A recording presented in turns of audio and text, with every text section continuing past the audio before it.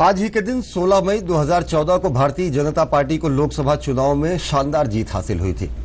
30 साल के बाद लोकसभा में किसी दल को पूर्ण बहुमत मिला था और भाजपा ने 543 में से 282 सीटें जीती थीं। पेश है हमारी खास रिपोर्ट। 16 मई 2014 देश के राजनीतिक इतिहास की वो तारीख है जिसने न केवल राजनीति की दशा और दिशा बदल दी, बल्कि पहली बार बीजेपी को ऐसी कामयाबी हासिल हुई जिसकी उम्मीद शायद पार्टी को भी नहीं थी। 1984 में 2 सीट जीतने वाली बीजेपी साल 2014 में 282 सीटें लेकर पूर्ण बहुमत के साथ सत्ता में आ गई। इसके पीछे पूरी पार्टी की तो मेहनत थी ही, लेकिन जनता के दिल में इस बार छवि पार्टी से ज्यादा नेता की थी। नेता यानी नरेंद्र दामोदर दास मोदी, जिन्होंने बिना रुके बिना थके चुनाव प्रचार के दौरान 450 से ज्यादा रैलियां की, 5000 से ज्यादा छोटी बड़ी सभाएं की, लगभग 3 लाख किलोमीटर का सफर तय किया। वो नेता गुजरात में जिसके 13 साल के शासन ने विकास का नया मॉडल खड़ा किया।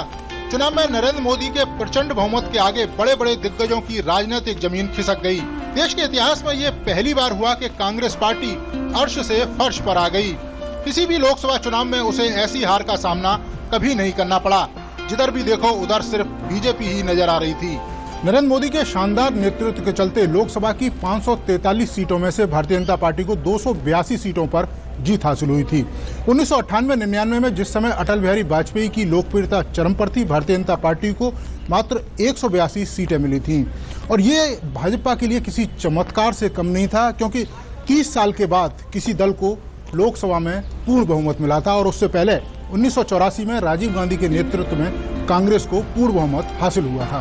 भाजपा की शानदार जीत में उसे हिंदी भाषी क्षेत्रों उत्तर प्रदेश, बिहार, राजस्थान, मध्य प्रदेश, छत्तीसगढ़, हरियाणा, दिल्ली, झारखंड, हिमाचल प्रदेश और उत्तराखंड की सीटों पर मिली भारी सफलता का प्रमुख योगदान था। इन राज्यों की 225 सीटों में से उसे 190 सीटें मिली। इन राज्यों में न केवल कांग्रेस बल्कि सपा, बसपा, जदयू और राजद जैसे दलों का बेहद निराशाजनक प्रदर्शन रहा। कांग्रेस तो अधिकतर राज्यों में दहाई का अंक भी पार नहीं कर पाई। भाजपा ने मध्य प्रदेश, गुजरात, राजस्थान, दिल्ली, उत्तराखंड, हिमाचल प्रदेश और गोवा में सभी लोकसभा सीटें जीत ली।